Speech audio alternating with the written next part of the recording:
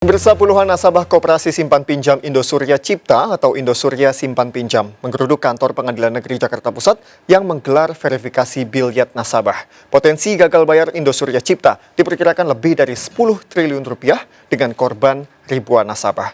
Diduga kasus gagal bayar ini bermula dari investasi yang menjanjikan bunga tinggi.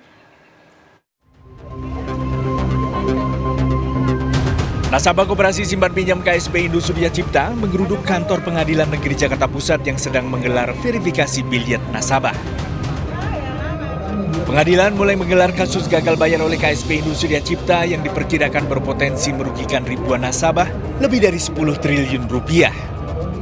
Sebelumnya, pihak KSP Indosurya Cipta menawarkan skema pengembalian dana nasabah dengan penggantian aset berupa tanah.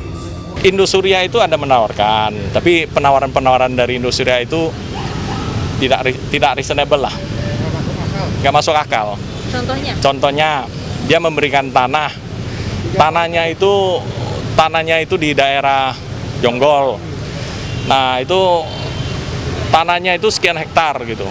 Orang jalannya segala macam itu belum ada, gimana mau ngasih tanah gitu kan, nggak masuk akal.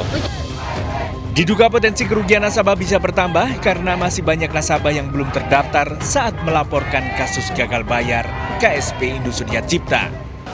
Pengurus itu kan jelas, ada 42 kreditur yang perlu hadir karena tidak diakui dan sebagainya. Seharusnya itu aja yang datang. Loh, saya misalnya nggak terdaftar, ini loh saya bawa buktinya. Nah tapi ternyata mungkin ada lagi kreditur lain yang namanya nggak ada dan sebagainya, tapi nggak diinformasikan. Dalam menggait nasabah, KSP Indosurya Cipta menawarkan investasi dengan bunga tetap mulai dari 9 hingga 12% per tahun. Kasus gagal bayar KSP Indosurya Cipta menjadi pelajaran bagi kita semua agar selalu waspada terhadap tawaran investasi dengan imbal hasil bunga tinggi. Dari Jakarta, Rian Rahman, iNews melaporkan.